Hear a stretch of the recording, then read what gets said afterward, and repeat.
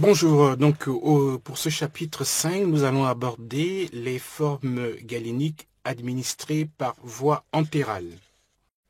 Les voies entérales sont les voies qui regroupent la voie perlinguale, la voie orale qu'on peut encore appeler la voie digestive et la voie rectale.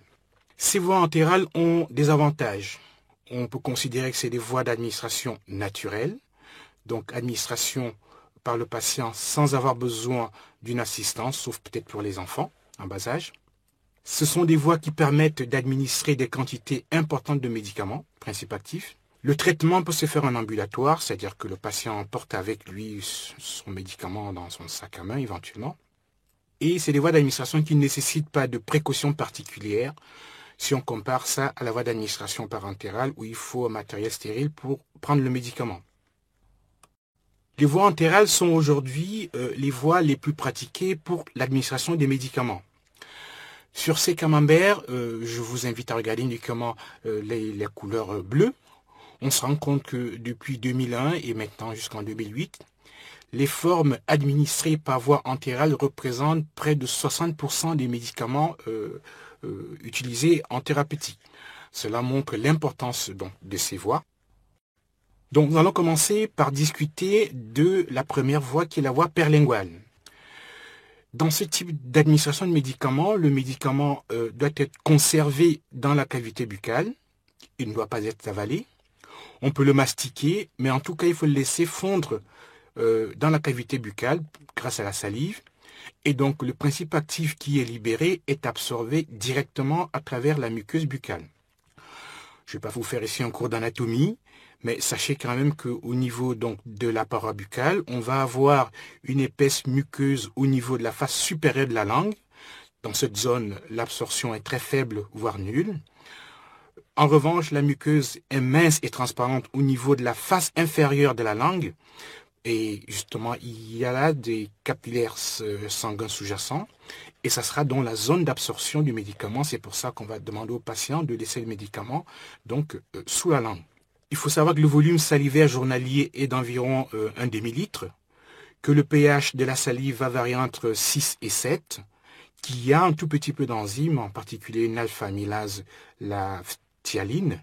Donc tout ça devrait être pris en compte pour vérifier la stabilité du médicament. Ce qui est intéressant, c'est que au niveau de cette paroi buccale, on va avoir un retour veineux qui va se jeter dans la veine jugulaire, qui ira ensuite vers la veine cave sans passer par le foie, et donc le médicament sera distribué à l'organisme sans passer par le foie.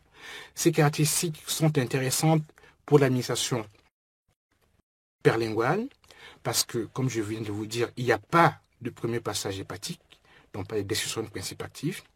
Il n'y a pas d'influence du pH, le pH est tout à fait, on va dire, presque constant au niveau de la bouche. Il n'y a pas d'enzymes, très peu, pas de flore bactérienne, ce qui fait que dans cette voie d'administration aura des gros avantages, à savoir une absorption très rapide du principe actif, sans passer par le foie. Donc aujourd'hui, la voie perlinguale est considérée comme une voie d'urgence.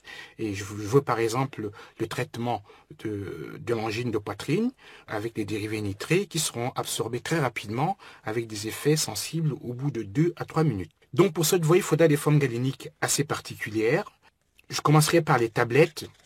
Les tablettes sont des comprimés qui sont donc destinés à être sucés ou à être croqués.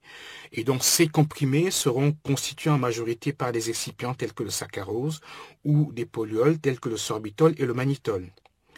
On peut également avoir des tablettes à mastiquer. Dans ce cas-là, on va ajouter au comprimé un excipient comme la gomme. Et enfin, une forme qui est vraiment destinée à cette voie, c'est ce qu'on appelle les glossettes. Il s'agit de comprimés très durs, qui sont difficiles à croquer, et donc ceux-là, on va les laisser effectivement fondre sous la langue pour que le principe actif soit libéré du comprimé. Enfin, on peut également utiliser des gouttes médicamenteuses pour cette voie d'administration. Passons maintenant à la voie digestive qui est la plus importante. Dans la voie digestive qu'on peut également appeler la voie orale, donc à ne pas confondre avec la voie perlinguale, la voie orale va nécessiter donc d'ingérer le médicament qui va descendre dans le tube digestif et qui va y séjourner un certain temps dans un milieu où on a de nombreux facteurs physiologiques à prendre en compte. Là encore, je ne reviens pas sur l'anatomie du tube digestif que vous avez vu dans le cours de François Stank. Simplement, rappeler que l'estomac, qui est donc une poche musculaire épaisse, va contenir des enzymes, telles que la pepsine. Il y aura des sécrétions acides dans ce milieu, donc c'est important, l'acide chlorhydrique.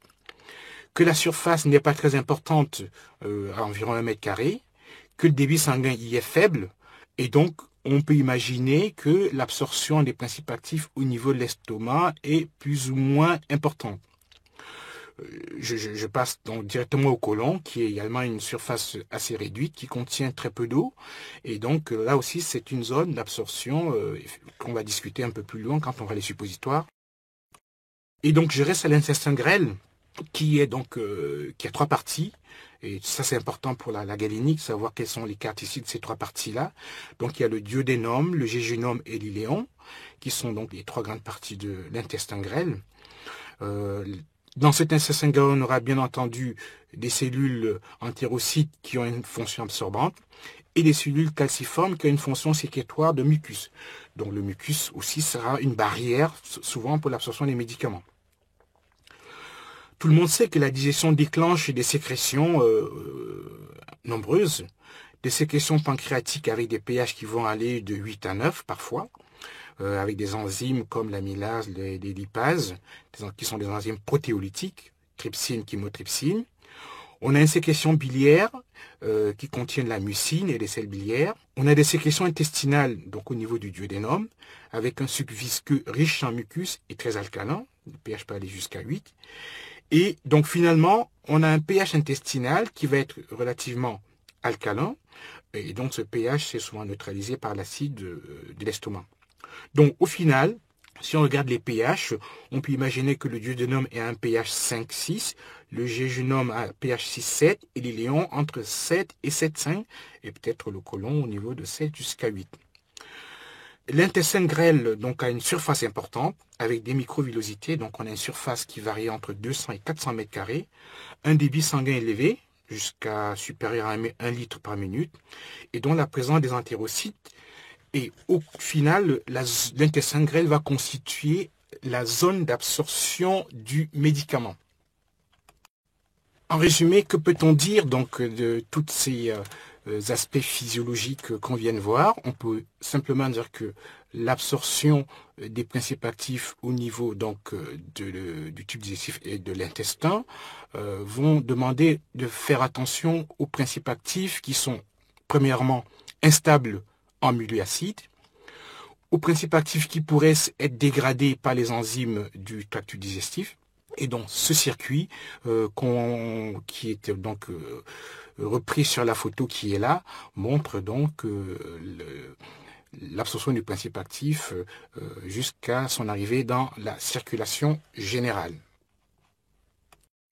Maintenant qu'on a regardé tous ces aspects un peu physiologiques, on va passer maintenant à la galénique, c'est-à-dire les formes pharmaceutiques qui sont destinées à la voie orale ou à la voie digestive. Nous allons voir donc ça en 2 parties.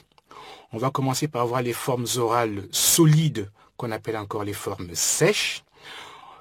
Parmi celles-là, on va les formes sèches qui sont pulvérulentes, les formes sèches compactées. Et nous verrons ensuite les formes orales liquides, donc administrées par voie orale. Commençons par les formes orales solides ou formes sèches. Et voyons les formes dites pulvérulentes. On va considérer que ces formes se présentent sous un simple mélange de poudre. Dans ce simple mélange, on trouvera le principe actif et certains excipients. On peut également avoir une forme de granulé. On verra qu'il s'agit là d'un mélange de poudre élaboré. Le simple mélange de poudre, donc principe actif excipient, est quelque chose de relativement simple à réaliser. Il s'agit ici de mélanger le principe actif à 2 catégories d'excipients, ce qu'on appelle le diluant et le lubrifiant. On peut également rajouter certains excipients comme les édulcorants ou les aromatisants pour rendre, on va dire, acceptable le médicament dans le cas où le principe actif a des caractères organoleptiques désagréables. Le diluant, en fait, va servir à accompagner le principe actif, à donner une taille suffisante à ce principe actif. Je prends toujours l'exemple d'un médicament qui contient 1 mg d'un principe actif. Si vous voulez faire une gélule qui contient 1 mg de principe actif, c'est tout à fait impossible. Donc, on va souvent accompagner ce milligramme de digitaline avec un excipient qui servira donc de remplissage. Ce diluant a pour caractéristique particulière d'être inerte comme tous les excipients. Il est souhaitable que ce diluant ne soit pas hygroscopique, c'est-à-dire n'attire pas de l'eau pour ne pas humidifier donc la poudre. Cet excipient doit faciliter une bonne coulabilité, une bonne fluidité de la poudre, parce qu'il faudra penser qu'il faudra répartir ce mélange dans les conditionnements primaires. Et enfin, il ne faudrait pas que ce diluant-là empêche le principe actif de se dissoudre. Donc, il doit effectivement être hydrophile, avoir une certaine hydrosolubilité. Comme exemple de diluant, on a des excipients qui sont de type minéraux. Là, je vous renvoie au cours qu'on a vu sur les excipients. On peut prendre du phosphate dicalcique ou du phosphate tricalcique. On peut avoir également des excipients d'origine organique, c'est le cas du lactose, des amidons, des celluloses microcristallines. On peut également prendre des polyols tels que le sorbitol et le mannitol. En général, dans ce type de préparation galinique, la proportion du diluant dans la formule est importante et peut aller de 50 à 95% en fonction du dosage en principe actif. Maintenant, continuons donc avec les excipients qui composent cette formule donc, de simple mélange de poudre. Il y a un excipient qui s'appelle le lubrifiant, toujours excipient inerte, dont le rôle est tout à fait mécanique, c'est-à-dire que le lubrifiant sera là uniquement pour faciliter et améliorer l'écoulement du mélange de poudre. Comme exemple de lubrifiant, vous avez donc le talc ou le stéarate de magnésium. Ou si on voudrait faire des comprimés de type effervescent, on prendra le macrogol qui est lui hydrosoluble. Donc, je résume. Donc, le rôle du lubrifiant, c'est uniquement pour faciliter l'écoulement du mélange de poudre. Imaginez, vous avez 500 kg de poudre dans un conteneur que vous devez répartir dans des gélules ou dans des sachets.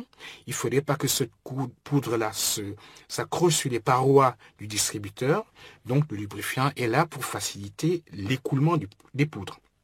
Et on voit que ce lubrifiant sera utilisé dans des proportions relativement faibles, puisqu'on va l'utiliser à des proportions de 1 à 3% quand le lubrifiant est hydrophobe, et on peut aller jusqu'à 5 à 10% quand le lubrifiant est hydrosoluble.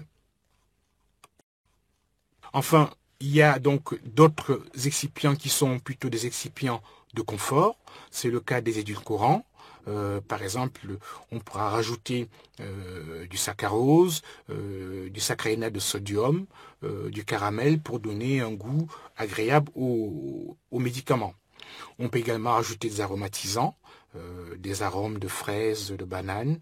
Tout ça, c'est pour rendre le médicament agréable sans en faire une friandise. Les proportions de ces deux derniers excipients sont relativement faibles. En général, c'est inférieur à 1%. Maintenant, comment est-ce qu'on fabrique ce type de mélange? On va considérer deux situations. À l'officine, pour les préparations de type magistral, on utilisera donc le dispositif très simple d'un mortier et d'un pilon pour triturer et mélanger les poudres. En revanche, sur le plan industriel, on va utiliser donc des appareillages qui permettent de travailler en 3 étapes. En général, dans une première étape, on va calibrer les poudres pour avoir des poudres qui ont un profil granulométrique voisin, ça facilite le mélange. Ensuite, on va mettre ces poudres dans un mélangeur industriel. On verra ces mélangeurs plus loin dans la suite du cours. Donc, on va procéder au mélange. Et ensuite, on prendra le mélange qu'on va répartir avec des machines de répartition dans les conditionnements primaires. Alors, ce mélange de poudre à répartir doit avoir 3 caractéristiques. évidentes.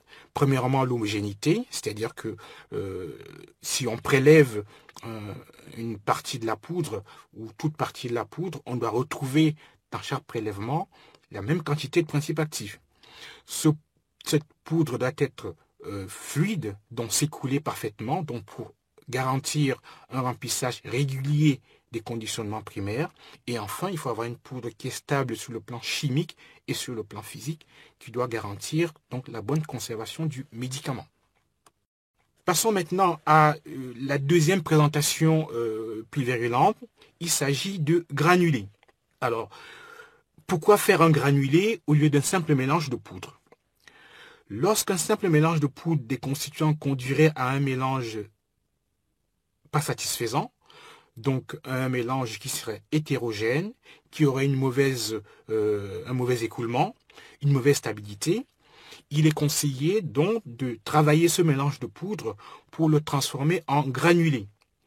En fait, un granulé, qu'est-ce que c'est qu'un granulé? Donc, le schéma qui est là vous le décrit.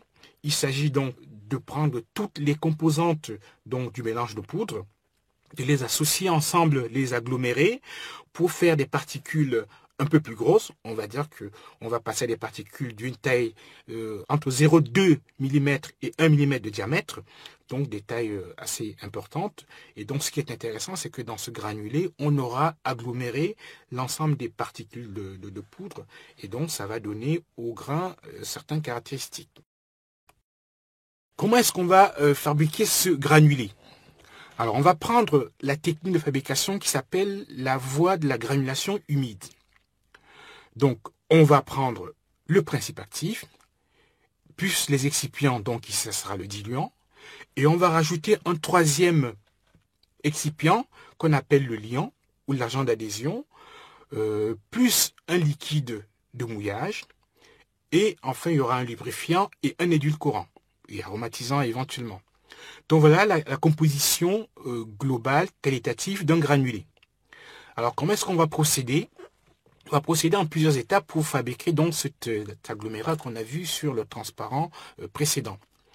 Première étape, on va calibrer sur un tamis approprié le principe actif, le diluant et le liant.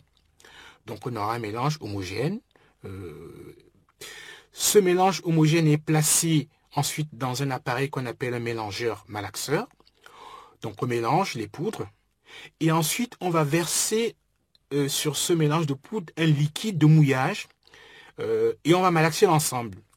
Donc ce liquide de mouillage va permettre au liant qui était dans le mélange de poudre d'accrocher les unes aux autres le principe actif et le diluant. Donc à la sortie de ce mouillage, on va récupérer une masse cohésive donc qui contient l'ensemble des produits. Et donc cette masse cohésive, on va la passer sur une grille métallique pour détacher donc la masse en grains, en granulés. Et donc chaque granulé est supposé contenir la même quantité de principes actifs, de diluant et de liant.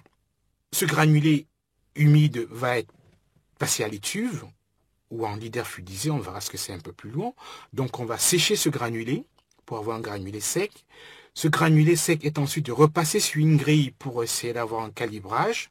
Donc on aura un grain sec calibré. Et donc ce grain calibré et sec sera replacé dans un mélangeur. On va y rajouter maintenant ce qu'on appelle la phase externe, c'est-à-dire le lubrifiant, l'édulcorant et l'aromatisant éventuellement.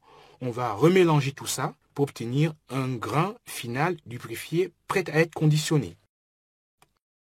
Donc ce granulé, donc il y aura des propriétés d'homogénéité, de bon écoulement, sera donc utilisé pour être réparti dans des conditionnements primaires.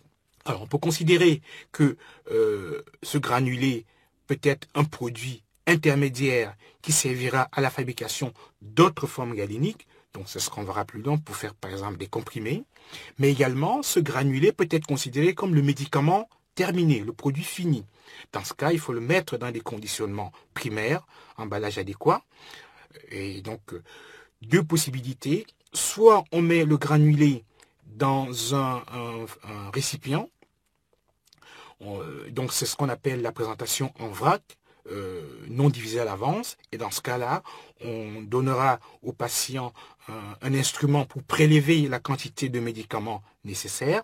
Donc c'est donc la répartition dans un flacon en vrac, donc non divisé. On peut également diviser donc les granulés à l'avance. Dans ce cas-là, on va mettre dans le conditionnement primaire la dose de médicaments à prendre.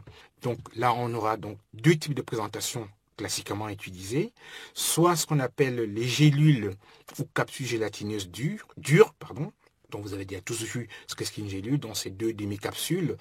Donc on va mettre le médicament dans le corps de la gélule.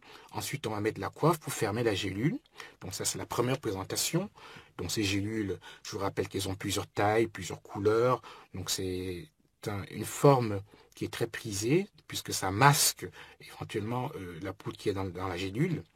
Deuxième présentation, ce sont les sachets, dont les sachets sont en général des complexes faits avec du papier, des feuilles d'aluminium, du polyéthylène. Donc on mettra donc le granulé dans ces sachets-là. Abordons à présent les formes sèches compactées qu'on appelle encore communément les comprimés. Les comprimés ont une définition à la pharmacopée européenne. Cette définition dit que les comprimés sont des préparations solides contenant une unité de prise d'un ou plusieurs principes actifs. Ces comprimés sont obtenus en agglomérant par compression un volume constant de particules. Donc, définition importante, j'ai souligné volume constant, parce que de ce volume constant viendra le dosage régulier du principe actif. Vous remarquerez qu'il y a une grande variabilité des comprimés, que ce soit dans leur composition, on le verra tout à l'heure, dans leur géométrie, donc les photos qui sont là vous le démontrent, mais on a déjà vu qu'il y a une grande variabilité dans les modes de fonctionnement. Souvenez-vous des comprimés effervescents, des comprimés gastro-résistants, des comprimés osmotiques. Donc, on a dans ces comprimés une technologie qui est relativement intéressante qu'on va essayer donc de voir au fur et à mesure.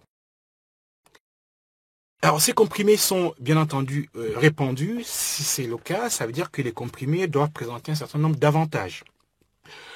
J'en ai cité quelques-uns ici. Premièrement, dosage précis du principe actif, en principe actif. Donc, si on assure un volume constant et régulier des particules dans la chambre de compression, on aura un dosage précis en principe actif. Puisqu'on agglomère les poudres, donc par compression, finalement, on peut administrer des quantités relativement importantes en principe actif, puisqu'on va réduire ce volume de principe actif en appliquant la compression. Le comprimé constitue, comme les poudres qu'on vient de voir, un milieu sec. Donc, la conservation du principe actif sera d'autant meilleure qu'on sera en milieu sec. On vient de voir qu'il y a une grande variabilité des comprimés, avec des fonctionnalités différentes. Une chose importante aujourd'hui, c'est de pouvoir identifier le médicament hors de son emballage primaire. Donc, sur les comprimés, c'est tout à fait possible d'identifier le comprimé en y mettant des gravures, en y mettant des mots ou par la couleur. Donc, ça permet d'avoir une traçabilité du comprimé. Il y a également la possibilité, à travers ce qu'on appelle les comprimés sécables, de morceler les doses et d'adapter la posologie en fonction du patient.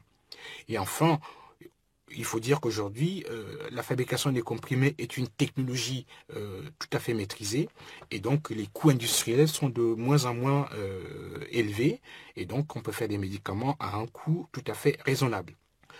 Comme toute chose, les comprimés ont également quelques inconvénients. Un des inconvénients est que si le principe actif est très agressif, ce comprimé peut causer éventuellement par administration orale des perturbations au niveau des muqueuses du tube digestif. Mais là encore, il y a des solutions galéniques pour pouvoir régler ce problème-là.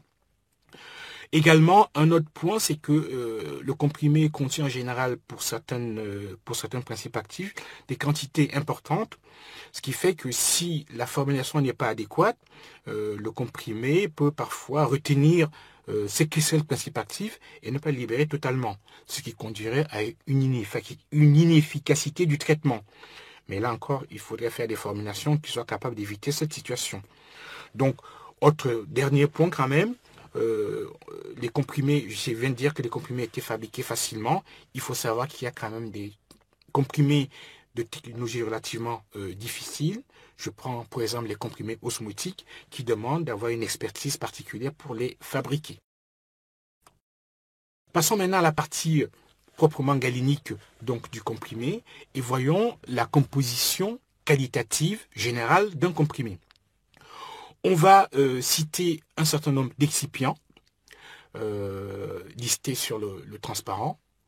On va trouver qualitativement des diluants, des liants, des désagrégants, des lubrifiants qui seront donc additionnés donc, au principe actif. Je rappelle ici, et on l'a déjà plus ou moins vu, que certains de ces excipients auront la possibilité de modifier le comportement de la préparation dans le tube digestif. Donc je vous rappelle les comprimés gastro-résistants, les comprimés osmotiques, les comprimés à libération prolongée. Donc tout ça, c'est géré par un apport d'excipients particulier. En tout cas, voyons maintenant le rôle de chacun de ces excipients dans la composition du comprimé. Le diluant, on en a déjà parlé, c'est exactement la même chose que dans le cas des poudres ou des granulés. Le diluant sera là pour aider au remplissage, donc avoir un comprimé de taille convenable. Du coup, la proportion de diluant dans un comprimé va également varier entre 50, 60 jusqu'à 90%. Ça dépend du dosage du principe actif. Et donc, je redis ici, certains diluants vont, en plus de remplissage, permettre une libération particulière du principe actif à partir du comprimé. Le deuxième excipient, ce sont les liants, agents d'adhésion ou encore agents d'agglomération. Et là, je vous renvoie sur la partie sur le granulé. Et en fait, ce sont des excipients qui vont permettre la cohésion des particules de poudre entre elles pour pouvoir former un granulé. Et donc, ces granulés seront ensuite comprimés pour renforcer donc l'agrégation de ces particules de poudre, de granulés. La proportion en liant va varier entre 5 et 10% de la masse du comprimé. Troisième excipient du comprimé, ce sont les lubrifiants. Là encore, lubrifiants, on vient de le dire, on l'a dit précédemment, ce sont des excipients mécaniques dont le rôle est simplement d'améliorer l'écoulement et la compression des granulés. Alors on va distinguer ici trois catégories de lubrifiants. Des lubrifiants qui vont faciliter l'écoulement des poudres, donc dans les trimés d'alimentation par exemple. Et là, on va avoir des produits qui sont utilisés à des taux entre 0,5 et 1%. On aura des lubrifiants anti-adhérents. Nous verrons plus loin que quand on fait des comprimés, on va compacter le mélange de poudre entre deux poinçons dans une chambre de compression. Et pour éviter que cette poudre colle sur les poinçons, on va utiliser ce qu'on appelle un lubrifiant anti-adhérent. Et enfin, une troisième catégorie de lubrifiants, c'est les lubrifiants anti-friction. Ceux-là ont pour rôle de faciliter l'éjection du comprimé quand le comprimé sort de la chambre de compression. Ne vous inquiétez pas, on verra un peu plus loin la machine à comprimer et on verra donc dans le cycle de compression le rôle de chacun de ces trois lubrifiants. Donc vous retenez, c'est important, qu'on a donc trois catégories de lubrifiants: lubrifiant d'écoulement, lubrifiant anti-adhérent et lubrifiant anti-friction, et vous voyez les proportions qui sont en face. Ce qui me permet de dire que ces excipients-là sont utilisés en très faible proportion par rapport à la masse du comprimé, et vous voyez que la totalité, le taux de lubrifiant dans un comprimé va varier entre 0,5 et 5%. Alors, je vous ai mis en bas un petit schéma pour essayer d'expliquer le mécanisme de lubrification, en tout cas pour ce qui concerne les lubrifiants d'écoulement. Le granulé donc qu'on voudrait faire écouler, qui est donc au milieu, c'est les grosses particules. L'aération sphérique mais c'est très idéal. En général, ces particules peuvent s'accrocher les unes aux autres. Donc, le lubrifiant va être une poudre qui viendra se mettre autour de ces granulés qui éventuellement s'accrocheraient. Et donc, ça pourrait fonctionner un peu comme un roulement à billes. Donc, du coup, ça permettrait un écoulement plus facilité du granulé. On va à présent voir un autre excipient qui est très important dans la fabrication des comprimés et dans leur fonctionnement. C'est ce qu'on appelle les agents dilitants ou les agents de désagrégation. Le rôle de ces excipients sont de détruire le compact, la structure compacte du comprimé en présence d'eau.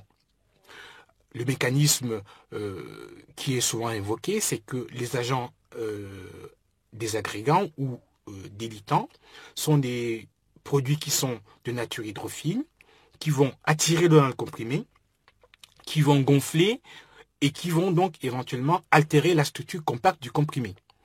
Ce sont des produits qui sont utilisés à des proportions de 5 à 10% dans le comprimé. Et donc, sur le schéma qui vient, j'explique un peu pourquoi on met un dilutant dans un comprimé. Donc, au départ, on a un comprimé, un compact qui est dur, qui est solide.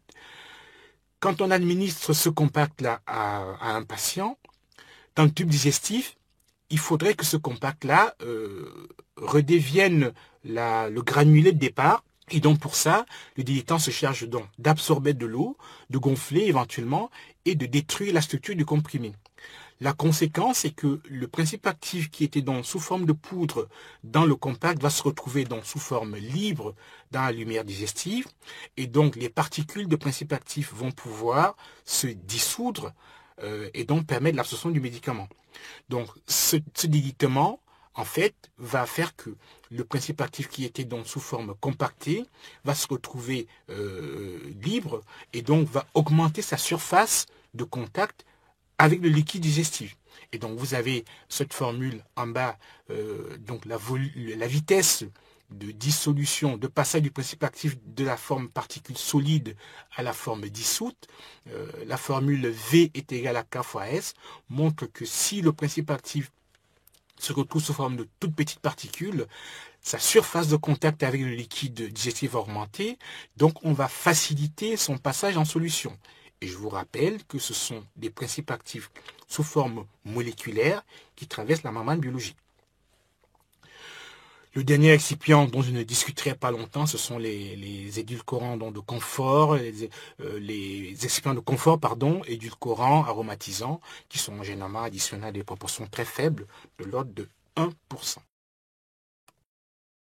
Maintenant qu'on a discuté de la composition qualitative et même presque quantitative d'une formule de comprimé, nous allons voir très rapidement les méthodes industrielles de fabrication des comprimés. Je vous rappelle que les comprimés sont fabriqués uniquement au niveau industriel. On va considérer pour ce cours au niveau donc d'initiation de la connaissance du médicament, on va considérer uniquement 3 méthodes de fabrication de comprimés. Il y en a d'autres, mais on va se contenter d'en discuter 3. On va voir la méthode de fabrication des comprimés en passant par la méthode de compression directe. On verra la méthode qui passe par la voie de la granulation sèche et on finira par la méthode qui utilise la granulation humide qu'on vient en fait de voir plus ou moins. Commençons par la méthodologie qui utilise la voie de compression directe. Le principe général de cette méthode consiste à mélanger tous les excipients qu'on a vus précédemment, c'est-à-dire le principe actif et les excipients, et de passer cette poudre sur une machine à comprimer pour avoir donc des comprimés. Donc, c'est une méthode de fabrication qui est rapide et qui est compatible avec les principes actifs qui sont thermolabiles et sensibles à l'hydrolyse. Pourquoi vous avez vu que dans cette technique-là, on verra tout à l'heure le schéma, on n'utilise pas de liquide. Donc, avant de passer sur le tableau de fabrication, sur le synoptique de fabrication de qui décrit cette méthode, on va voir les conditions nécessaires pour appliquer donc la méthode de compression directe à une fabrication de comprimés. Première condition, le principe actif ne doit pas être un principe actif cohésif qui a tendance à coller. Il faudrait que ce principe actif ait une bonne tendance à s'écouler librement. Ça, c'est la première condition. Deuxième condition, le principe actif doit présenter une certaine propriété de comprimabilité tout seul. Troisième condition, il est souhaitable que ce principe actif ne soit pas en proportion trop importante dans le comprimé. Si c'est le cas, il faudrait que ce principe actif présente quelques propriétés de comprimabilité tout seul. Et enfin, pour pouvoir faire cette technique-là, il faudrait utiliser un diluant très particulier qu'on appelle diluant pour compression directe. Et de préférence, si ce diluant est en grande proportion, ça facilitera donc la mise en œuvre de cette technique de fabrication des comprimés. Donc, 4 conditions nécessaires pour pouvoir appliquer la compression directe. Et donc, je rappelle que cette méthode de fabrication est convenable pour les principes actifs qui sont thermolabiles et qui sont sensibles à l'hydrolyse. Vous avez sur ce transparent le synoptique ou ce qu'on appelle encore les étapes de fabrication par la voie de la compression directe. Alors, il y a plusieurs choses sur ce schéma, dont ne vous en faites pas, ça va être très simple. Donc, vous avez les étapes donc, qui sont marquées avec des numéros. Donc, on peut considérer que pour la compression directe, on a, on va dire, 3 étapes. Première étape, on va prendre l'ensemble des produits, principes actifs, diluants, liants, délitants, lubrifiants, donc ce qui rend la compression d'un comprimé. On va calibrer ces excipients. Alors, ce calibrage, comme je vous l'ai dit, c'est toujours pour avoir un mélange de poudre avec un profil granulométrique voisine qui facilite le mélange. Une fois qu'on a calibré les produits, on passe à l'étape de mélange, donc étape 2, dans des mélangeurs appropriés. Ensuite, on obtient un mélange donc pulvérulent, homogène, et ce mélange sera passé sur une machine à comprimer pour avoir des comprimés. Donc, 3 étapes très très simples. Je vous ai mis également sur la partie droite de cette diapositive les appareils et parfois ce qu'on appelle dans le jargon les contrôles en cours de fabrication. Il s'agit des contrôles qu'on va faire pour vérifier que pour passer d'une étape à l'autre, le produit obtenu est correct par rapport à ce qu'on en attend. Donc, je ne vais pas insister sur ces contrôles. Je pense qu'on aura le temps dans les années qui viennent de s'y pencher un peu plus. Donc, vous pouvez les lire pour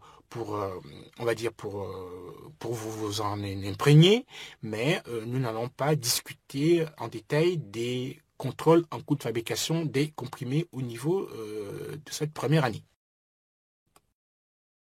Deuxième technique de fabrication, c'est la technique par la voie de la granulation sèche. Le principe général de cette technique, c'est qu'ici, on va introduire le liant sous forme pulvérulente tout au début de la fabrication des comprimés. Donc, globalement, on va prendre le principe actif, le diluant, le lubrifiant, avec un peu de liant, et on va mélanger cet ensemble de produits, et on va faire un premier type de comprimé. Alors, ce premier type de comprimé a simplement pour rôle d'apporter un peu de cohésion, commencer à essayer de fabriquer un granulé. Cette méthode de fabrication, comme on vient de le voir, puisqu'il n'y a pas de liquide, est une méthode qui sera également adaptée aux principes actifs qui sont thermolabiles et qui sont hydrolysables, donc qui peuvent subir une hydrolyse en présence d'eau. Cette technique de fabrication va comporter 2 phases de compression. Alors, je commence par le décrire de manière littéraire, après on verra le tableau qui permettra de mieux fixer les idées. Donc on va procéder à une première compression, qu'on appelle également compactage, et en fait qui va générer soit de gros comprimés relativement grossiers qu'on appelle des briquettes, ou alors des plaques qu'on appelle encore des bandes. Nous verrons ça sur le schéma qui va suivre. Les briquettes, en fait, sont de gros comprimés et les plaques sont des grosses plaques, hein, voilà, ça veut dire ce que ça veut dire. Donc ces briquettes et ces plaques vont être ensuite broyées pour donner un granulé. Donc en fait, on a fait une première compression mécanique pour agglomérer les poudres et créer des liaisons. Ensuite, on va broyer ces briquettes et ces plaques pour donner un granulé. Ce granulé sera ensuite traité de manière adéquate, on va voir sur le schéma, pour ensuite donner des comprimés. Donc, cette méthode de fabrication qui comporte donc 2 étapes de compression est relativement longue, puisqu'on fait des comprimés 2 fois, on comprime 2 fois. Autre inconvénient de cette technique, c'est qu'on va broyer des briquettes pour donner donc des granulés. Et au cours de ce broyage, on va souvent générer des poussières. Ces poussières peuvent entraîner des pertes.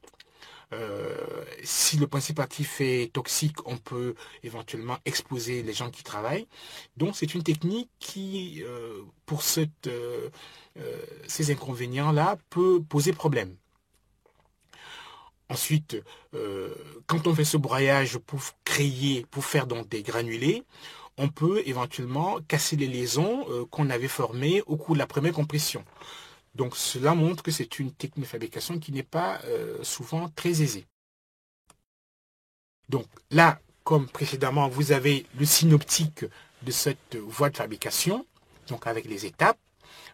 Donc si on regarde grossièrement, on doit avoir 6 étapes pour arriver au comprimé, alors que pour la compression directe précédemment, on n'avait que 3 étapes. Donc, toujours pour décrire les étapes, donc vous avez toujours complètement sur la gauche les appareils qu'on utilise, au milieu les étapes éventuellement, et sur la droite les contrôles en cours de fabrication.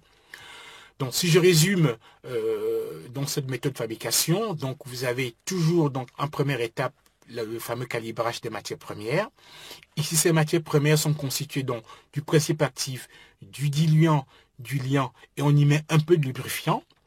On mélange et on fait donc cette première compression qui va donner donc les briquettes ou les plaques. Ces plaques sont ensuite broyées et donc ça va générer donc les granulés. Le granulé va être traité exactement comme on a fait dans la granulation. Donc ce granulé sera calibré. On va y rajouter ce qu'on appelle la phase externe, c'est-à-dire le lubrifiant et le délitant. On va remélanger à nouveau ce granulé pour obtenir un granulé lubrifié. Et ensuite, ce granulé lubrifié va passer donc à la compression pour donner des comprimés. Donc, voilà donc les étapes de fabrication des comprimés par la méthode de granulation sèche. Passons maintenant à la troisième méthode de fabrication qui est la méthode de granulation humide.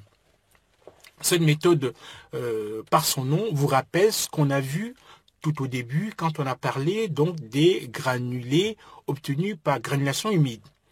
Donc c'est la même chose ici, pratiquement. Donc ce qu'on va faire, c'est qu'on va avoir un mélange de poudre qu'on va mouiller avec un liquide de mouillage. Ce liquide de mouillage, ça peut être de l'eau purifiée, de l'éthanol, de l'isopropanol. En général, on va préférer l'eau purifiée. On va utiliser un liant pour pouvoir agglomérer les particules de poudre. Donc c'est exactement la même chose que dans la fabrication des granulés. Dans ce type de fabrication, on va devoir utiliser donc un liquide de mouillage pour mouiller la poudre. Cette étape constitue l'étape critique de cette fabrication parce qu'il faut tenir compte de la quantité de liquide à mettre sur le mélange de poudre, éviter que cette quantité soit trop importante et qu'on arrive à un problème de surmouillage. Il faut également penser que dans ce liquide de mouillage, on va mettre le liant et quelle sera la concentration de ce liant dans ce liquide de mouillage. Donc c'est une étape qui est critique et qui peut en général être la plus délicate lors de la fabrication des comprimés par la voie de granulation humide.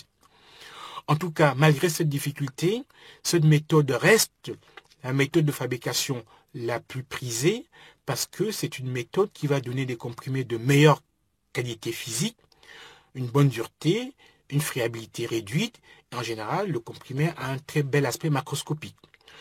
Cependant, on le verra sur le transparent qui va suivre, c'est une méthode de fabrication qui est longue, avec des étapes critiques, et c'est un procédé à proscrire pour les principes actifs qui sont sensibles à l'humidité, à la chaleur, et donc tout principe actif qui sera hydrolysable, on évitera donc de faire la granulation humide, surtout si le liquide de mouillage est constitué par de l'eau purifiée. On arrive donc toujours comme précédemment sur le synoptique, qui a l'air un peu plus compliqué parce qu'il y a plusieurs étapes, il y a plusieurs appareillages, mais peu importe, vous pouvez à l'aide des numéros suivre exactement les étapes que je vais résumer rapidement. Donc toujours pareil, première étape, calibrage des matières premières. Ici, ça sera le principe actif, le diluant. On peut mettre le liant directement à cette étape-là ou pas du tout. Tout va dépendre de comment on va travailler par la suite. Donc on mélange cet ensemble de poudre et donc ensuite on va mouiller cette poudre. Et donc si on avait mis le liant sec dans la première étape, on va verser sur ce mélange uniquement le liquide de mouillage. Mais on peut également mettre le liant dans le liquide de mouillage. Et donc, dans ce cas, on mélangera uniquement le principe actif et le diluant, et on versera ensuite le liquide de mouillage qui contient l'agent liant. En tout cas, dans cette étape, on doit avoir en présence le diluant, le liant et le liquide de mouillage. Donc, cet ensemble sera donc mélangé, malaxé, pour pouvoir répartir donc le liquide de mouillage et le liant sur l'ensemble des poudres. À la sortie de cette étape, on va obtenir un mélange cohésif, humide, qu'on va ensuite calibrer, c'est-à-dire passer sur une grille pour pouvoir donc, on va dire, détacher ce mélange cohésif en granulé. Ce granulé, bien entendu, à cette étape, est un granulé humide. Ce granulé sera séché et on verra qu'on peut sécher ce granulé dans une étuve ventilée ou dans un lit d'air fluidisé. On verra ce que c'est un peu plus loin. Ce granulé sec sera ensuite passé sur un autre appareil de calibrage pour avoir un granulé sec calibré. C'est l'étape numéro 6. Et donc, à partir de là, ce granulé sec calibré, on va rajouter les excipients manquants, c'est-à-dire le diluant et le lubrifiant. On procède ensuite à une mélange, c'est l'étape numéro 7. Et ensuite, ce granulé donc sec, lubrifié, va passer à une machine à comprimer pour donner des comprimés. Donc voilà, en gros, donc les étapes qu'on va utiliser pour obtenir des comprimés par la voie de granulation humide. Donc, on a vu les trois procédés de fabrication des comprimés. Donc, je vous ai mis sur ce transparent des exemples d'excipients. En fait, ce sont des rappels, puisqu'on a déjà vu ces excipients tout au long du cours. C'est pour vous aider, on va dire, à essayer d'avoir une idée sur les excipients utilisés. Donc, vous savez qu'aujourd'hui, le pharmacien, quand il a une spécialité, en particulier générique, regarde les excipients qui sont dans la fabrication du comprimé et doit détecter éventuellement ce qu'on appelle les excipients à effet notoire. Donc c'est important pour vous, dès la première année, de vous familiariser avec les excipients, les noms des excipients. Et donc je profite de cette fabrication des comprimés pour vous mettre donc, sur ce tableau un certain nombre de produits, de substances, d'excipients que vous pouvez commencer donc à essayer de retenir. Donc, pour les diluants, on va avoir en général comme excipient du lactose, de la cellulose microcristalline, du saccharose, de l'amidon, des phosphates dicalciques, du carbonate de sodium. Donc déjà un certain nombre de produits que vous devez commencer donc à essayer de retenir. Vous avez donc dans la catégorie des excipients liants les amidons. Alors si c'est l'amidon qui est utilisé, vous vous souvenez que cet amidon est utilisé sous forme d'un poids d'amidon, c'est-à-dire que l'amidon sera mis dans l'eau chaude pour former une gelée, pour permettre donc de coller les particules de poudre. Vous avez d'autres amidons qui sont pré-gélatinisés, vous avez des excipients de nature polymérique comme la polyvinylpyrrolidone, des excipients polymériques comme l'hydroxypropylméthylcellulose, du saccharose sous forme de sirop. Dans la caisse des délitants, vous avez des amidons, des celluloses comme la crosse carmélosodique, vous avez l'acide alginique, vous avez encore la polyvinylpyrrolidone ou certaines povidones comme la crosse povidone. Et pour les lubrifiants, on retrouve les mêmes, hein, les mêmes produits, le TAL, le stéarate de magnésium, le Macrogold 6000, parfois le benzène de sodium. En tout cas, ce tableau vous permet, comme ça, d'un seul coup d'œil, d'avoir un certain nombre d'excipients avec lesquels vous devez commencer à vous familiariser dès donc, ce cours de première année. On va passer maintenant à une troisième partie un peu plus technologique. Donc, on a vu la composition des comprimés, on a vu les étapes de fabrication. Sur les tableaux que je vous ai montrés, il y avait quelques appareillages utilisés. Donc, il ne s'agit pas ici de décrire complètement toute la technologie, mais je pense que pour la première année, ce serait quand même intéressant que vous ayez une idée, au moins visuelle, sur les appareils utilisés pour la fabrication des comprimés, qui sont la forme pharmaceutique la plus répandue. Donc, premier appareillage dans le synoptique qu'on a vu donc, au niveau donc, de la fabrication, ce sont les mélangeurs. Donc, dans la fabrication des comprimés, il y a souvent plusieurs étapes de mélange. Et donc, on va considérer dans ces appareillages deux catégories de mélangeurs. On a ce qu'on appelle les mélangeurs à tambour ou mélangeurs à cuve mobile. Ce sont des appareillages qui sont constitués par une cuve matière, donc une cuve dans laquelle on mettra les produits. Ces cuves matières donc, sont fixées sur un axe de rotation qui va donner un mouvement à ces appareillages-là. Donc, on a ici donc deux types d'appareillages, deux cuves matières de géométrie différente. Donc, ces cuves matières vont tourner autour d'un axe et donc, du coup, les produits qui sont à l'intérieur vont être agités et donc, on va pouvoir ainsi mélanger les poudres.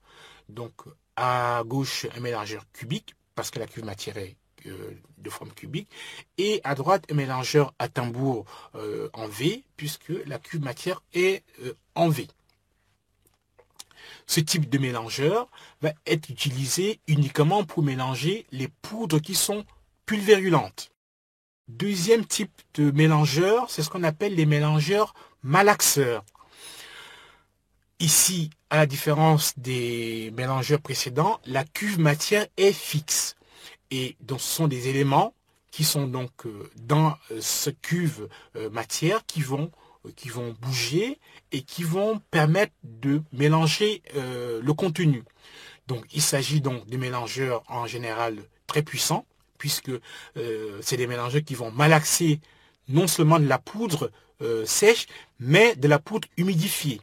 Donc, on va y introduire des bras, des éléments mobiles de géométrie différente, de formes différentes, dont le rôle sera vraiment de malaxer l'ensemble du contenu de la cuve matière. Je vous ai présenté ici un exemple d'un appareillage à mouvement planétaire. Donc, vous avez sur le couvercle les éléments qui vont servir à malaxer l'ensemble. Donc, quand on descend ce couvercle dans la cuve matière et qu'on met en mouvement l'appareil, donc ces éléments mobiles vont bouger et vont donc malaxer le contenu de la cuve matière. Donc, il s'agit là donc d'un mélangeur malaxeur de type planétaire, puisque le mouvement du bras est un mouvement un peu en rotation, donc un mouvement planétaire. Troisième type d'appareillage qu'on a vu tout au long des méthodes de fabrication, c'est ce qu'on appelle les granulateurs ou les calibreurs. Ce sont des appareils qui permettent de passer d'une masse cohésive à des granulés. Alors, c'est très simple. Il s'agit en général d'une grille métallique qui est fixée sur un support. Et donc, au-dessus de cette grille métallique, on va mettre la poudre cohésive. Et donc, en faisant bouger un élément métallique au-dessus de cette grille, on va forcer la poudre à passer à travers la grille. Donc, au départ, on a une poudre cohésive au-dessus de cette grille. Et en faisant bouger le bras métallique, on pousse la grille. Donc, vous voyez sur le schéma de droite, la grille le mouvement de l'élément métallique va pousser le granulé qui est ici illustré en rouge et le granulé cohésif va être détaché en particules, le granulé qui passera à travers la grille. Donc, en fonction de la grille qu'on va poser sur cette machine, on aura un granulé avec une granulométrie qui sera fonction donc de la taille de la grille métallique utilisée. Donc, ce granulateur permet donc de diviser la masse cohésive en granulés, granulé qui sera ensuite séché ou granulé séché qui sera ensuite calibré. Ici, on parle d'un granulateur oscillant parce que l'élément métallique aura un mouvement de va-et-vient pour pouvoir pousser le granulé à passer à travers la grille. On a vu qu'on pouvait sécher le granulé humide, par exemple, obtenu par granulation humide. Alors, il y a deux façons de sécher ce granulé. On peut le sécher dans une étuve ventilée. Dans ce cas, on va déposer le granulé humide sur des plateaux, des grands plateaux. On va mettre ces granulés dans ces plateaux dans une étuve ventilée qui est chauffée à une température adéquate. Et donc, on va attendre que le granulé sèche tranquillement. C'est une méthode de séchage qui est intéressante parce qu'elle n'est pas traumatisante, dont les granulés reposent sur un plateau. Cependant, pour attendre un séchage complet, parfois il faut attendre des temps très très longs. Et un granulé peut être séché dans une étuve ventilée pendant plusieurs heures. En général, on préfère laisser sécher le granulé le soir et récupérer le matin le granulé, sachant que ce granulé doit sécher jusqu'à un certain niveau. Et donc, on verra dans les années qui viennent qu'à la fin du séchage, on doit avoir une humidité résiduelle, c'est-à-dire qu'il doit rester un peu d'eau dans le granulé à hauteur de 1, 2, 3%. Donc, première méthode de séchage, l'étuve ventilée. La deuxième méthode de séchage est le séchage en lit d'air fluidisé. J'en ai parlé un tout petit peu au début. Ici, c'est une technique qui est relativement intéressante dans la mesure où le granulé est mis dans une cuve matière qui peut avoir une forme tronconique ou cylindrique. Donc sur cette grille, dans cette cuve, on a une grille de fond qui est un tamis perforé avec des perforations qui sont bien entendu de diamètre inférieur à la taille des granulés. Donc on va mettre le granulé dans cette cuve matière et au-dessous de la cuve matière, on va envoyer un courant d'air chaud qui va maintenir le granulé en suspension dans l'air. On dit également en sustentation dans l'air. Et donc, vous imaginez que si ce courant d'air qui maintient le granulé en suspension dans l'air est un air qui est chauffé, cet air va pouvoir sécher le granulé et le sécher de manière très rapide par rapport à l'étuve. Puisque dans ce cas-là, les courants d'air vont traverser chaque granulé sur toute sa surface et donc ça conduit à un séchage extrêmement rapide. À titre de comparaison, un granulé qui est séché, on va dire 5 à 10 heures dans l'étuve, peut être séché 1 heure dans un lit d'air fluidisé. Donc, à côté de ce gain de temps qui est donc conséquent, on peut avoir aussi un inconvénient, c'est que ici, le grain peut être, on va dire, traumatisé, puisque le procédé consiste à maintenir le granulé en suspension dans l'air. Donc il y a un mouvement de soulèvement du granulé qui doit retomber ensuite et être ressoulevé à nouveau, qui fait que si le granulé obtenu n'est pas suffisamment cohésif, ce mouvement donc de séchage en sustentation peut le recasser à nouveau et donc finalement on a fait une granulation humide, on a aggloméré les poudres et au moment du séchage on peut redevenir la case départ en traumatisant, en cassant le granulé. En tout cas tout ceci en général est bien étudié et donc on va prendre les conditions opératoires pour éviter donc de traumatiser le granulé. En tout cas c'est une méthode de séchage qui est très efficace qui permet de sécher très rapidement le granulé. Lors de la méthode de granulation sèche, on a dit qu'il y avait donc une première compression qui utilisait donc un compacteur pour former des plaques ou des bandes. À quoi ressemble ce compacteur?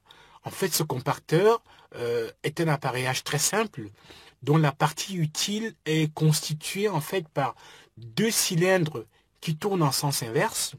Et donc, ce cylindre est alimenté, vous le voyez, par une trémie d'alimentation qui amène donc les poudres à compacter. Et cette poudre à compacter est poussée entre les deux cylindres par une vis sans fin. Donc, il va alimenter dans ces deux cylindres qui vont donc presser la poudre. Et à la sortie, on aura donc des plaques ou des bandes.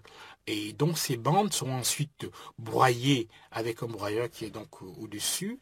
Et on peut même tout de suite calibrer à la sortie donc les bandes broyées pour avoir un granulé calibré.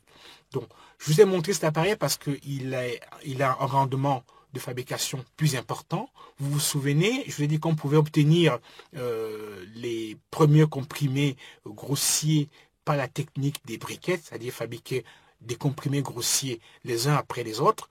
Donc ce serait trop lent et donc on aurait des rendements relativement faibles. Avec donc le compacteur, vous voyez qu'on peut fabriquer des bandes de manière continue. Ces bandes sont broyées de manière continue et sont calibrées de manière continue, ce qui fait qu'avec ce type d'appareillage, on va pouvoir obtenir des granulés avec un rendement très élevé et donc ça facilite la méthode de fabrication des comprimés par la méthode de granulation sèche. On arrive à la fin maintenant du processus de fabrication des comprimés. Donc, une fois qu'on a obtenu des granulés, que ce soit par la voie de la granulation sèche ou par la voie de la granulation humide, on va donc procéder à la dernière étape qui est donc la fabrication des comprimés. Pour ce faire, on va utiliser ce qu'on appelle donc les machines à comprimer ou les comprimeuses. Et on va distinguer deux catégories de comprimeuses. Les comprimeuses dites alternatives et des comprimeuses dites rotatives. Le principe général, quel que soit l'appareillage, c'est de pouvoir mettre de la poudre ou du granulé dans la chambre de compression et d'appliquer par-dessus une force grâce à des pistons. Et ces pistons vont donc comprimer la poudre pour donner les comprimés. Donc, en gros, sur une machine à comprimer, on va opérer deux opérations principales. La première, c'est de pouvoir régler la masse des comprimés. Cette masse des comprimés, vous vous souvenez de la définition des comprimés, c'est on va essayer de mettre dans la chambre de compression un volume constant de poudre. Donc, c'est donc la première étape de réglage, c'est régler la masse des comprimés par un réglage volumétrique de la chambre de compression. Une fois qu'on a réglé ce volume, donc on va remplir les comprimés, on va passer à la compression et on va régler donc la dureté des comprimés. C'est ce qu'on appelle également la résistance à l'écrasement. Donc on va donner aux duretés, on va donner aux comprimés une certaine dureté. On verra comment est-ce qu'on règle cette dureté-là. Donc deux réglages dès le départ. Le réglage donc de la masse des comprimés donc par volumétrie et le réglage de la dureté qui sera donc réglé par la descente du comprimé du piston supérieur dans la chambre de compression. On verra ça de manière détaillée sur le schéma qui va suivre. Donc une machine à comprimer donc a ce qu'on appelle une zone utile qui est donc là où vous voyez la flèche qui est la zone de compression. La zone de compression, c'est là que se trouve donc la chambre de compression et la matrice de compression qu'on va voir un peu plus long. Donc sur ce schéma, on a la machine à comprimer alternative dans la partie utile de la machine à comprimer alternative. Qu'est-ce qu'on y remarque? On y remarque donc ce qu'on appelle donc la chambre de compression ou encore la matrice. Cette matrice est donc une pièce cylindrique qui est donc creusée en son centre d'un trou qui est donc la chambre de compression. Cette chambre de compression sera donc alimentée avec la poudre avec le granulé ou la poudre à comprimer par une trémie d'alimentation. Au-dessus donc de la chambre de compression, on a le poinçon supérieur, donc le piston supérieur, et au-dessous de la matrice, on a le poinçon inférieur. Donc voilà la partie utile qui est très simple à visualiser, donc de la machine à comprimer alternative. Le schéma d'après vous montre donc les étapes de compression sur une machine à comprimer alternative. Donc on va distinguer 4 étapes. La première étape, c'est l'étape d'alimentation. cette étape, elle va être l'étape où donc la trémie d'alimentation viendra mettre dans la chambre de compression la poudre à comprimer. On voit qu'à cette étape, le poinçon inférieur est déjà engagé dans la matrice, dans la chambre de compression. La trémie vient remplir dans cette chambre de compression. Vous voyez que au-dessus, il y a un excès de poudre. La deuxième étape, c'est que la machine à comprimer va assurer l'égalisation donc de la surface de la matrice en procédant à l'arasage. C'est-à-dire que la trémie viendra mettre à niveau la poudre dans la chambre de compression. Donc c'est l'étape d'arasage. Une fois que cet arasage est effectué, le poinçon supérieur va descendre brutalement dans la chambre de compression pour comprimer la poudre. C'est l'étape de compression. Une fois que le comprimé est donc réduit à un volume adéquat, le poinçon supérieur va remonter et en même temps le poinçon inférieur va remonter également pour pousser le comprimé formé à l'extérieur de la chambre de compression. C'est l'étape d'éjection. Donc, très facile, donc le cycle de compression qui se décline en 4 étapes: alimentation, arasage, compression, éjection. Donc voilà le cycle de compression qu'il faut bien entendu retenir. Là, on a vu la machine à comprimer alternative qui est dans une machine simple. Vous imaginez, donc on a vu que sur ces machines-là, on fabriquait un seul comprimé à la fois. On peut en fabriquer peut-être 5 ou 6 à la fois, mais pas plus. Mais si on veut produire des comprimés de manière industrielle, produire des millions de comprimés, 3 chambres de compression, 4, 5, 6 chambres de compression ne suffisent pas. Donc on passe à des machines industrielles et donc ce qu'on appelle les machines à comprimer rotatives. Et dans ce cas-là, on a un plateau de compression qui comporte plusieurs chambres de compression. Je ne vais pas décrire ça de manière beaucoup plus détaillée, mais sur ce schéma, vous voyez qu'il y a un plateau circulaire. On voit la première partie en face. Un plateau circulaire qui va comporter plusieurs chambres de compression, plusieurs jeux de poinçons, et donc on va pouvoir faire avec ce type de machine à la fois 50 comprimés d'un seul coup, et donc vous voyez un peu la cadence ici qui va être très élevée, et donc avec ces comprimés on peut faire des milliers de comprimés par heure, et donc ça augmente les rendements. Donc on verra ça un peu plus tard au niveau technologie pour ceux qui prendront le cycle de pharmacie et qui feront l'option industrie, donc pour la fabrication industrielle des comprimés. Donc, je considère qu'on a fait le tour des formes pharmaceutiques solides par voie orale. Donc, on va voir maintenant la deuxième partie qui concerne les formes liquides. Formes liquides qui sont également très répandues au niveau donc de l'administration des médicaments par voie orale. En guise de généralité, on va dire que dans les formes liquides par voie orale, on va distinguer les solutions buvables, les potions, les ampoules de solutions buvables. On va distinguer les sirops et également ce qu'on appelle les dispersions buvables, à savoir les suspensions buvables ou les émulsions buvables. Donc, on peut dire 3 catégories de produits dans ces formes par voie orale, formes liquides par voie orale. Est-ce qu'il y a un avantage particulier à faire des liquides par voie orale? Oui. Il y a un avantage qui est que, à la différence des comprimés et des poudres qu'on a vu précédemment, ici, le principe actif est déjà en solution. Il est à l'état moléculaire et donc il sera directement disponible pour l'absorption. Donc c'est un des grands avantages des formes liquides par voie orale. En revanche, c'est intéressant, mais il faut pouvoir maîtriser ces formulations et surtout maîtriser la stabilité des principes actifs dans ces formes liquides. Donc, on a vu que le comprimé, c'était un milieu sec dont la conservation était facile. Ici, on a un milieu liquide, donc il faut faire attention à la stabilité physico-chimique des principes actifs, mais également à la contamination microbienne qui donc est favorable quand on a un milieu liquide.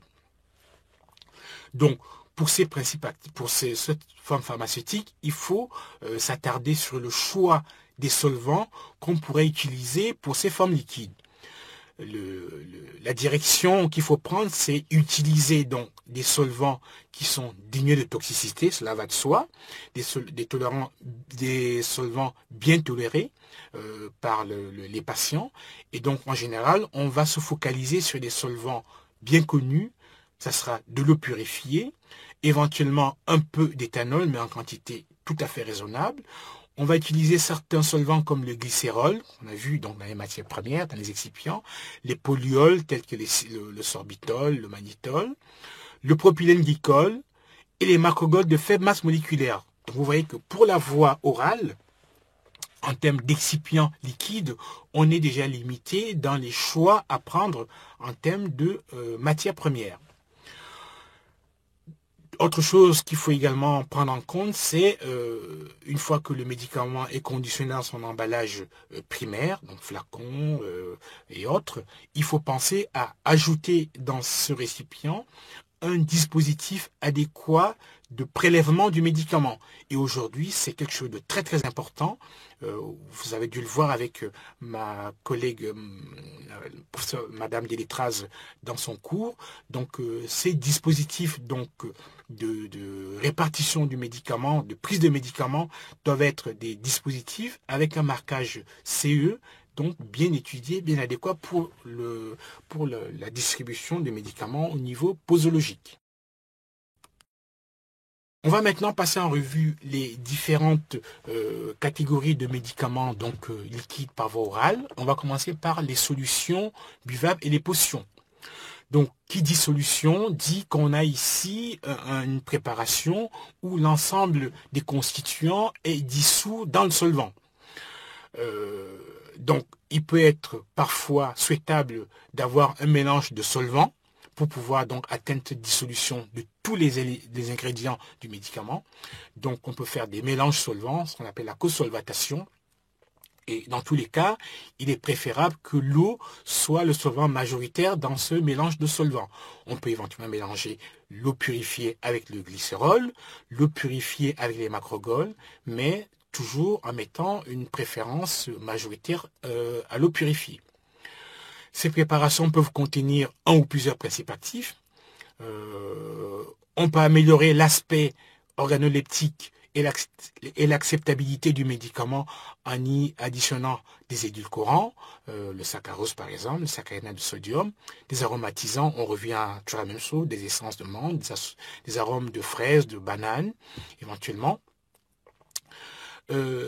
On a dit précédemment que ces préparations liquides peuvent être des milieux contaminés. Donc souvent, on va faire des préparations qu'il ne faudra pas conserver très longtemps. Donc du coup, ces préparations, quand elles sont faites en officine, par exemple en préparation magistrale, c'est des préparations de courte durée de conservation. Préparer des volumes pas trop importants et ne pas utiliser au-delà d'un certain temps qui en général ne dépasse pas une semaine. Donc quand on fait des solutions buvables ou des potions en officine, on les prépare pour un temps très court, justement pour éviter les problèmes donc, de contamination qu'on a parlé précédemment. Donc, de manière générale, une solution buvable ou une potion buvable sera constituée de un ou plusieurs principes actifs, d'un solvant, de l'eau purifiée ou de l'eau aromatique, eau purifiée avec de l'eau de fleur d'oranger par exemple. On y mettra un édulcorant et un aromatisant. Les ampoules de solutions buvables sont une façon de présenter également des solutions médicamenteuses. À la différence qu'ici, l'ampoule en verre va apporter d'autres garanties de bonne conservation du médicament puisque le médicament est donc dans cette ampoule de verre. Autre avantage, c'est que ce verre-là peut être coloré éventuellement, ce qui fait que les principes actifs photosensibles seront protégés. Et ici, on n'a plus besoin de rajouter éventuellement un dispositif de prélèvement puisque l'ampoule buvable constitue une dose de médicament. Donc la dose sera peut-être beaucoup mieux respectée avec ce type de conditionnement, donc sous forme d'ampoule. Ces ampoules buvables, bien entendu, sont relativement fragiles. C'est du verre, donc il faut faire attention. En tout cas, les ampoules buvables sont utilisées pour les principes actifs qui sont sensibles à l'oxydation, sensibles à la lumière. Donc on va pouvoir éventuellement protéger ces principes actifs en les mettant dans l'ampoule après ce qu'on appelle inertage à l'azote, c'est-à-dire qu'on va balayer l'ampoule avec un courant d'azote, on va y mettre la solution de médicament, on va sceller l'ampoule et donc en présence d'azote, ce qui fait que si le principe actif est sensible à l'oxydation, l'oxygène sera donc éliminé et le balayage d'azote permettra de sceller l'ampoule en absence d'oxygène. On peut également rajouter dans ces ampoules un antioxydant dans la fabrication dans la solution qui permettra donc d'éviter l'oxydation du médicament. La fabrication de ces ampoules doit se faire dans un environnement propre pour éviter justement d'amener de la contamination lors de la fabrication des ampoules. Donc globalement, la composition d'un médicament, d'une solution dans les ampoules buvables, ça sera donc le principe actif, le solvant de l'eau purifiée en général, on peut y mettre un édulcorant, les aromatisants et en général parfois un antioxydant si le principe actif est oxydable. L'inconvénient d'avoir des ampoules buvables, c'est que c'est un conditionnement qui est relativement cher, puisqu'on a des ampoules. Et puis, le problème, c'est éventuellement des débris de verre qu'on pourrait générer lors de l'ouverture de l'ampoule pour pouvoir sortir le médicament. Je rappelle en passant que cette forme d'ampoule buvable a tendance à disparaître parce que le verre est cher, parce que c'est lourd à transporter. Donc c'est une forme pharmaceutique qui n'est plus très répandue. Passons maintenant à une catégorie qui est très connue de tout le monde, ce sont les sirops. Alors, c'est quoi les sirops? Les sirops, c'est des préparations aqueuses sucrées de consistance visqueuse. C'est un peu la définition globale des sirops. Donc, on va y retrouver un excipient sucré, qui est constitué en général de saccharose, de glucose, de fructose ou d'autres polluels comme le sorbitol et le xylitol. Le saccharose, qui est l'un des premiers excipients les plus utilisés, permet d'obtenir des sirops d'une bonne viscosité qui est souvent fixée à une densité de 1,32. Les polluels sont également utilisés pour faire des sirops, mais dans ce cas-là, si on voudrait atteindre la viscosité de 1,32, on va souvent rajouter dans ces sirops de polluol un épaississant pour avoir la viscosité de 1,32, la densité de 1,32.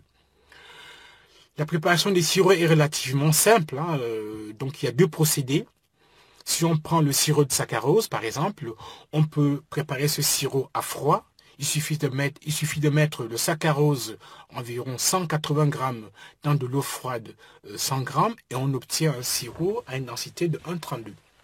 On peut également préparer le sirop à chaud. Dans ce cas-là, on va mettre de l'eau à ébullition. On va rajouter donc le saccharose, pardon.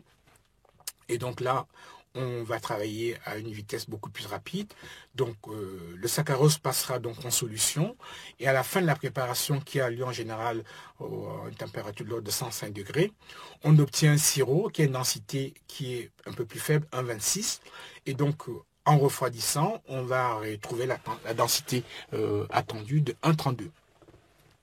Alors cette densité de 1,32, on ne l'a pas voulu comme ça au hasard.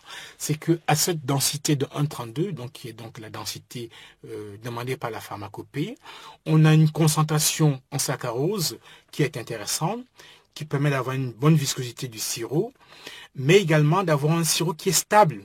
C'est-à-dire qu'à cette densité de sirop-là, à cette concentration en saccharose, on est sûr de garder un sirop dans lequel le saccharose ne va pas recristalliser.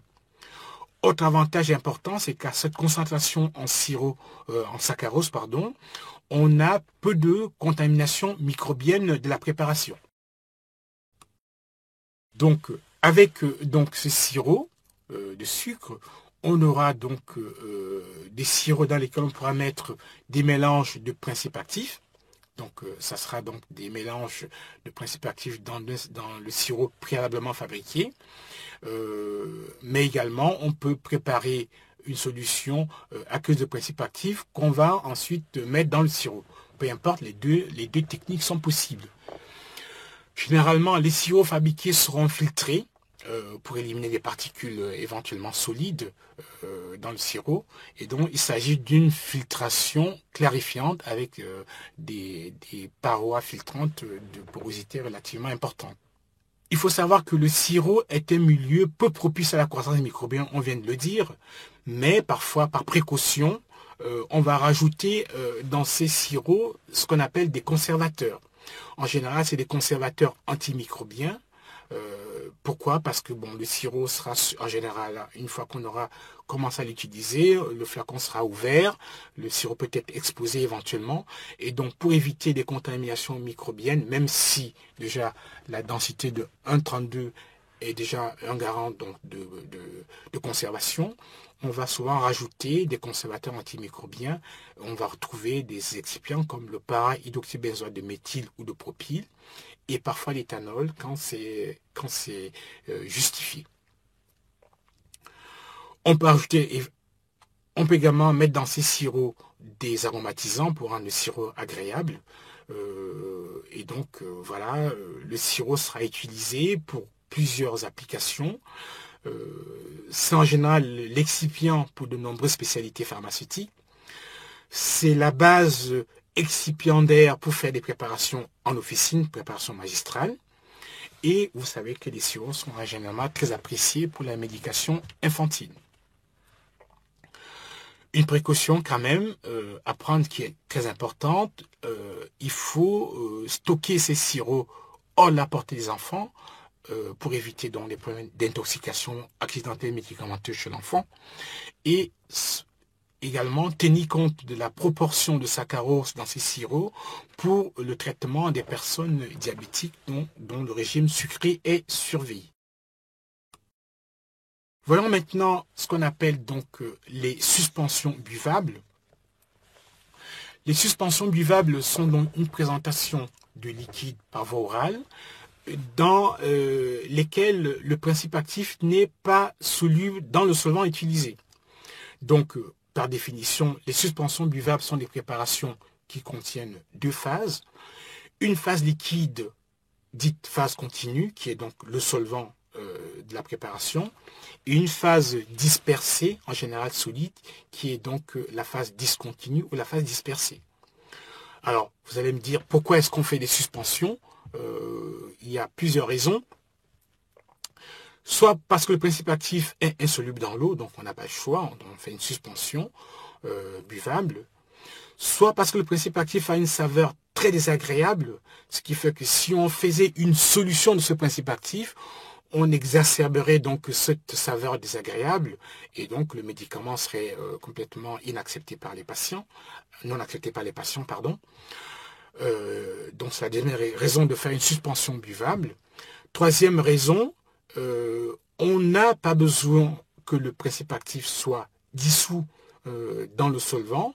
On voudrait le garder en suspension parce que son action est une action locale au niveau de la voie d'administration. J'en veux pour preuve les antiseptiques d'allumée intestinale. Donc ces antiseptiques qui vont avoir une action locale intestinale, on préfère ne pas les dissoudre, donc les mettre en suspension, et donc comme ça ils vont tapisser la lumière intestinale et avoir leur action dans la lumière intestinale. Donc c'est souvent les antiseptiques par voie topique intestinale. En tout cas, ces préparations de suspension vont être caractérisées par le fait que c'est des préparations instables, et donc le principe actif en suspension aura tendance à sédimenter, à déposer lorsque le flacon du médicament est au repos. Donc, il faudra maîtriser ces préparations sur le plan physique en essayant de contrôler la sédimentation du précipitatif qui est inéluctable. Et donc, une fois que cette sédimentation a eu lieu, il faudrait que la remise en suspension de la préparation se fasse de manière rapide et homogène pour que le patient puisse prélever la quantité de médicaments nécessaires pour le traitement. Alors, comment est-ce qu'on va parvenir à maîtriser cette sédimentation et à assurer une remise en suspension homogène? On y parvient en se servant d'une loi qu'on verra un peu plus loin, qui est la loi de Stokes, qui gère la sédimentation des particules en suspension. En tout cas, ce qu'il faudra faire, c'est une suspension terminée doit déposer, sédimenter sous une forme telle qu'on n'obtienne pas un dépôt trop compact, ce qu'on appelle un gâteau trop compact. Et donc pour ça, on va donc travailler en diminuant la taille des particules de principe actif en suspension. Pour ça, on va broyer ou microniser le principe actif pour avoir des tailles souhaitables. Pour éviter une sédimentation trop rapide, on va augmenter la viscosité de la phase dispersante, la phase continue, en rajoutant dans la formulation un agent viscosant qui va donc épaissir, qui va donc rendre visqueuse la phase dispersante, et cela va freiner ou ralentir ou voire contrôler la sédimentation du principe actif solide.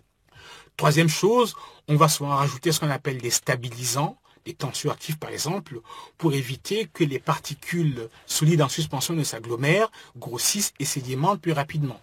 Donc, en gros, la formulation des suspensions va tenir compte de ces paramètres, de la taille des particules de principe actif solide en suspension, de la viscosité de la phase continue la suspension et de l'ajout des stabilisants pour éviter donc l'agglomération et le grossissement des particules de suspension. Donc globalement, la composition générale d'une suspension sera la suivante. Donc on aura un principe actif qu'on aura broyé finement, on dit aussi micronisé, avec des diamètres qui vont avoisiner 10, 20, 30 micromètres. On va y rajouter un agent viscosant, donc pour essayer d'avoir une phase continue relativement visqueuse. Et là, on va faire appel à des excipients tels que les gommes, des carboxyméthylcelluloses, des alginates, éventuellement. Donc, on va rajouter des stabilisants, et là, on prendra souvent des tensioactifs. On verra ce que c'est un peu plus loin dans le cours. Éventuellement, un exemple, c'est le polysorbate 80. On rajoutera des conservateurs antimicrobiens. On retrouve encore ce qu'on appelle les parabènes, le para-hydroxybenzoate de méthyle ou de propyle. On peut, pour le confort du patient, rajouter des édulcorants et des aromatisants. Et en tout cas, le solvant, comme on l'a dit, sera toujours de l'eau purifiée préférentiellement. On peut rajouter des cosolvants comme le propylène glycol, la glycérine, qui sont des solvants non aqueux miscibles à l'eau.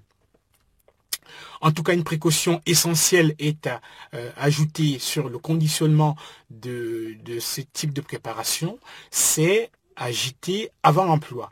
Et cette agitation devrait permettre de remettre en suspension le principe actif qui aura sédimenté. Et cette suspension devrait être homogène pour permettre un prélèvement homogène de la dose de principe actif à avaler par le patient. En tout cas, les suspensions sont en général très utilisées en pharmacie. Surtout, vous avez remarqué dans les préparations d'antibiotiques, vous avez tous vu ces flacons d'antibiotiques dans lesquels on rajoute de l'eau, qu'on agite et qu'on prélève pour les prises de médicaments. Donc, beaucoup d'antibiotiques sous la forme de granulés à mettre en suspension dans l'eau. Il existe également des spécialités de pansement gastrique, donc tous ces produits topiques qu'on va mettre donc, pour essayer de contrecarrer l'acidité gastrique, donc les pansements gastriques qui sont des suspensions. Et vous avez également des spécialités qui contiennent des antiseptiques intestinales, des antiseptiques intestinaux, pardon, donc qui sont donc destinés à être utilisé à tapisser la lumière intestinale pour amener un antiseptique pour traiter une infection intestinale. Autre préparation utilisée Donc, pour la voie orale, c'est les émulsions buvables. C'est une catégorie qui n'est pas très répandue. Et en fait, il s'agit ici de préparations qui vont contenir une phase hydrophile, une phase lipophile. Et donc, on va stabiliser en utilisant un tensioactif. Nous verrons ça un peu plus loin. En tout cas, les émulsions buvables sont des émulsions qui contiennent en général un principe actif de type huile, un principe actif huleux, qui sera dispersé dans un solvant qui sera de l'eau. Donc l'eau et l'huile n'étant pas miscibles, il va falloir disperser donc le principe actif huleux sous la forme de fines gouttelettes, et tout ça, ça sera stabilisé par un tensioactif. Alors le tensioactif, donc je vous disais qu'on verra plus loin, est une molécule amphiphile qui a une pôle hydrophile, un pôle lipophile, et donc ce tensioactif viendra s'intercaler à l'interface entre les gouttelettes d'huile et l'eau pour stabiliser donc la préparation. Dans ce type de préparation, les gouttelettes d'huile vont donc constituer donc la phase dispersée. Et les tailles de ces gouttelettes d'huile sont en général de quelques dizaines de micromètres. Et l'eau, donc, sera la phase dispersante ou la phase continue. On peut également rajouter, pour des raisons de stabilité, un agent viscosant dans ce type de préparation, mais on peut aussi y mettre des aromatisants pour pouvoir rendre la agréable. Un exemple bien connu d'émulsions huileuses buvables, ce sont les émulsions donc à base d'huile de foie de morue ou d'huile de ricin. Donc on verra un peu plus loin donc en détail tout ce qui concerne donc les émulsions en tant que préparation galénique. Autre forme pharmaceutique administrée par voie orale sous forme liquide, c'est les gouttes buvables. Alors ces gouttes buvables, on en a besoin, on les formule quand on a des principes actifs qui sont relativement actifs à très faible dose. Donc on va faire cette fois-là une préparation liquide qu'on mettra dans un flacon avec un dispositif de prélèvement qui permet de délivrer, on va dire, des posologies bien précises. Donc en général, ces solutions vont être mises dans un emballage primaire avec un dispositif de prélèvement qui est en général un compte-gouttes calibré qui permettra de prélever des quantités bien précises de médicaments.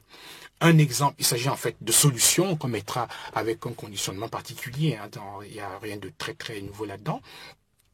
Donc, un exemple de spécialité ou de préparation, ce sont des gouttes qui contiennent un principe actif très actif, comme la digoxine, qui est dosé à 5 microgrammes pour 0,1 millilitre. Donc, vous voyez que pour ce type de médicament utilisé dans ce cas ici en pédiatrie, il faut un prélèvement très précis.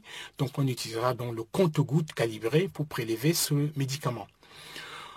En composition qualitative, ce médicament sera constitué donc du principe actif avec un solvant, en général de l'eau purifiée.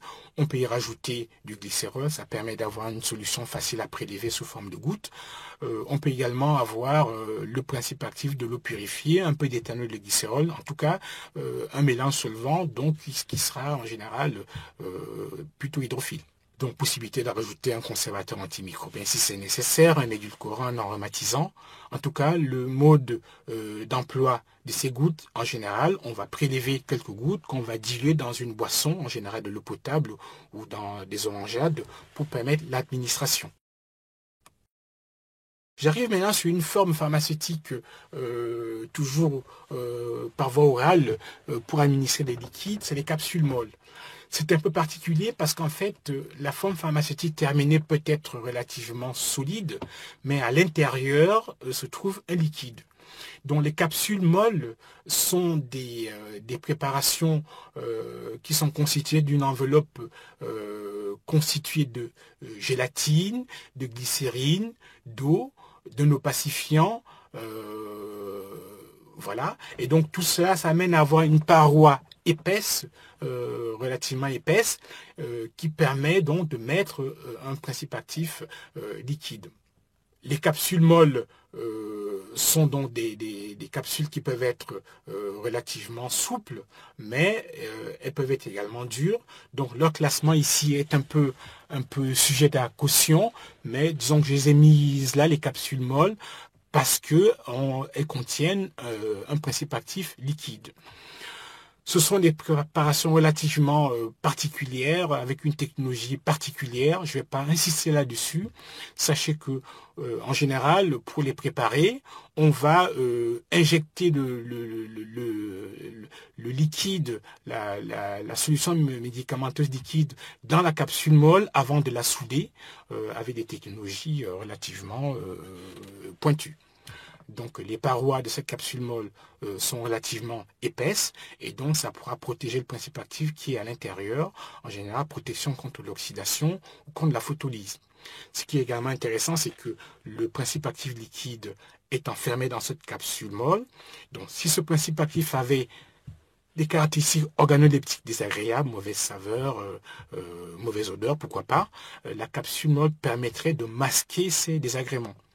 Donc les capsules molles sont donc à être administrées sans les ouvrir. On va finir maintenant par une voie d'administration entérale un peu particulière, puisque cette fois-là, le médicament n'est plus administré par voie orale, mais administré par voie rectale. Donc l'administration des médicaments par voie rectale est très ancienne, très ancienne. On l'utilise pour deux actions souhaitées. On peut souhaiter une action locale, c'est ce qui fut utilisé très longtemps, c'est les traitements, les lavements avec des traitements des hémorroïdes, mais ce type d'application est de moins en moins utilisé. Et aujourd'hui, on recherche souvent une action un peu systémique, et donc dans ce cas-là, on va utiliser surtout les suppositoires. En tout cas, on peut considérer que c'est une voie d'administration qui a quelques avantages par rapport à la voie orale, qui sont que c'est une voie d'administration qui va éviter éventuellement les problèmes de vomissement. Donc, si le médicament pourrait provoquer des vomissements, la voie rectale empêcherait ce type d'inconvénient. De la même manière, c'est une voie qui va éviter, qui va faire éviter tous les problèmes organoleptiques désagréables de certains principes actifs. Donc, tout ce qui est saveur, odeur désagréable ne sera pas détecté par cette voie d'administration. Autre chose qui n'est pas négligeable, c'est que c'est une voie d'administration qui peut être compatible avec certains principes actifs fragiles. Par exemple, on trouvera dans ce voie d'administration moins d'enzymes que dans le tube digestif lui-même, donc estomac, intestin, graines. Donc ça peut être un moyen de préserver certains principes actifs sensibles. Autre chose, c'est que le premier passage hépatique par ce voie d'administration est moins important.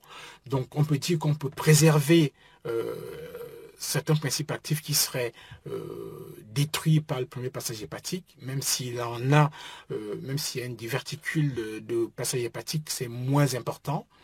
Et enfin, c'est une voie d'administration qui est quand même adaptée au traitement des enfants quand ils ne veulent pas avaler des médicaments par voie orale et qu'on peut également utiliser chez un patient inconscient pour administrer les principes actifs.